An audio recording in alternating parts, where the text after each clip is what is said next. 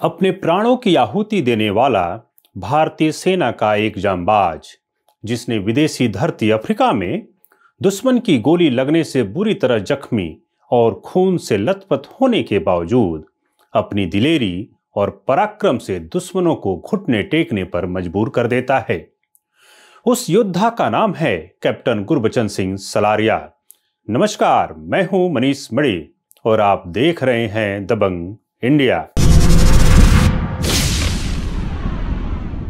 Captain Gurbachan Singh Salaria का जन्म 29 नवंबर 1935 को ब्रिटिश भारत के पंजाब प्रांत में स्थित सकरगढ़ के पास एक गांव जनवाल में हुआ था।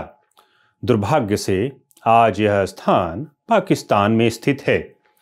पिता मुंशी राम सैनी और माता धन देवी के 5 बच्चों में ये दूसरे थे। उनके पिता भी ब्रिटिश भारतीय सेना में हुआ करते थे।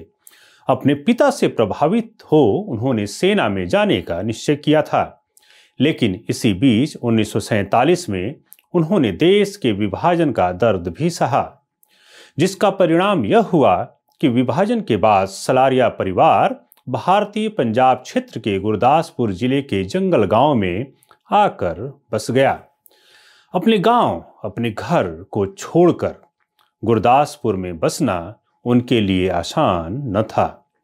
गुरबचन सिंह बेंगलोर में king George royal military college KGRMC के पश्चात 1953 में नेशनल डिफेंस एकेडमी अर्थात NDA के संयुक्त सेवा विंग में शामिल हुए।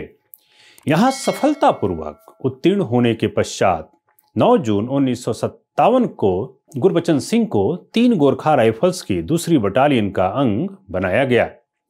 सेना में रहते हुए गुरबचन सिंह के लिए वह दिन भी आया जिसके लिए भारतीय सेना का हर एक जवान इंतजार करता है। 1960 में कांगो गणराज्य बेल्जियम से स्वतंत्र हो गया, लेकिन जुलाई के पहले सप्ताह के दौरान कांगो सेना में एक विद्रोह हुआ, जिसका परिणाम यह हुआ कि वहां काले और सफेद नागरिकों के बीच हिंसा भड़क उठी। देखते ही देखते अफ्रीका का कांगो गृह युद्ध की लपटों में जलने लगा। असल में मामला यह था कि 1960 से पहले कांगो बेल्जियम का हिस्सा हुआ करता था, लेकिन जब कांगो आजाद हुआ तब वहां के नुमाइंदे अपने देश को एकजुट नहीं रख सके।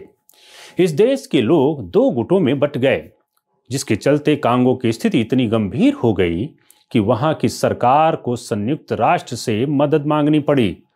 कांगो की स्थिति को देखते हुए संयुक्त राष्ट्र ने 1960 में वहां एक फौजी ऑपरेशन का प्लान तैयार किया और इस प्लान के तहत कांगो में हथियारबंद विद्रोहियों के विद्रोह को दबाने के लिए यूनाइटेड नेशन ने 14 जुलाई 1960 को बहुराष्ट्रीय शांति बल मिशन के रूप में कांगो भेजा। यूएन ने भारत से भी कांगो की अशांति को शांत करने के लिए फौजी सहायता मांगी। तब भारत भी इस मिशन का हिस्सा बना और 1961 में ब्रिगेडियर KAS राजा की कमान में लगभग 3000 सैनिकों को संयुक्त राष्ट्र बल में योगदान के लिए भेजा गया। इन 3000 भारतीय सैनिकों में कैप्टन गुरबचन सिंह सलारिया भी शामिल थे, जो भारत की ओर से जाने वाले गोरखा राइफल्स की एक टुकड़ी का कमान संभाल रहे थे। 24 नवंबर 1961 को यूनाइटेड नेशन से नाराज सोम्बे के विद्रोहियों ने उनके 2 अधिकारियों का अपहरण कर लिया। इन 2 अधिकारियों में गोरखा राइफल्स के मेजर अजीत सिंह भी शामिल थे। जब संयुक्त राष्ट्र की शांति सेना आगे बढ़ रही थी, तब 5 दिसंबर 1961 को सैकड़ों हथियारबंद विद्रोहियों ने शांति सेना को रोकने के लिए एलिजाबेथ विला की ओर जाने वाले सभी रास्तों को अपने कब्जे में ले लिया। इस परिस्थिति में गोरखा राइफल्स को यह जिम्मेदारी दी गई कि वह इन रास्तों को खाली करवाए। विदेशी धरती पर भारतीय सेना की इस टुकड़ी के लिए यह मिशन कतई आसान न था। तब रणनीति के तहत 5 दिसंबर 1961 को गुरबचन सिंह अपने 19 लोगों की टीम के साथ हथियारबंद सैकड़ों दुश्मनों का सामना करने के लिए मैदान में कूद पड़े। एलिजाबेथ विला के रास्ते को लगभग 150 हथियारबंद विद्रोहियों ने इस प्रकार से बाधित कर रखा था कि वहां से संयुक्त राष्ट्र की शांति सेना का गुजरना असंभव सा दिखाई दे रहा था।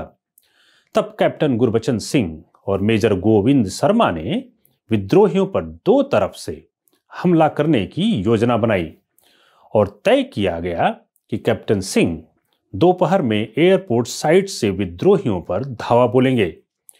योजना के अनुसार कैप्टन सिंह एलिजाबेथ विला मार्ग को खाली कराने के लिए अपने तय स्थान पर निर्धारित समय से पहुंच गए।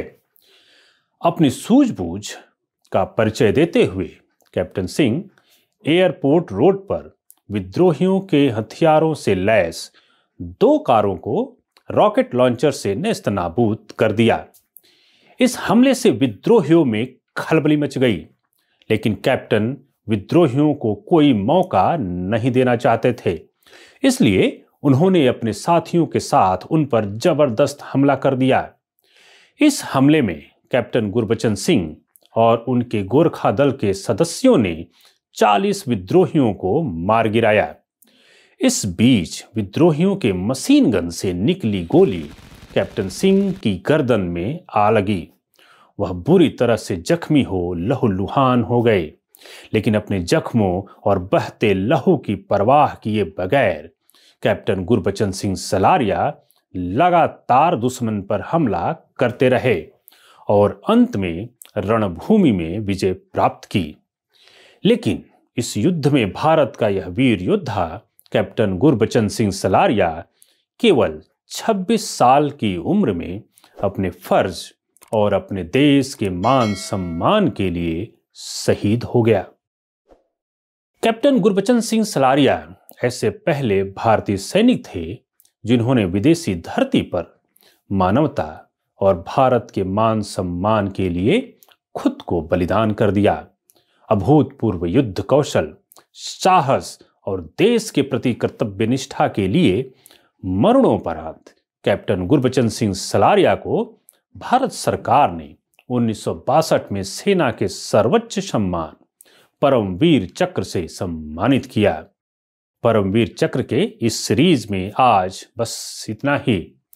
यह वीडियो आपको कैसा लगा हमें जरूर बताएं। वीडियो को लाइक करें, शेयर करें और हमारे चैनल को अभी तक सब्सक्राइब नहीं किया तो सब्सक्राइब जरूर करें। धन्यवाद।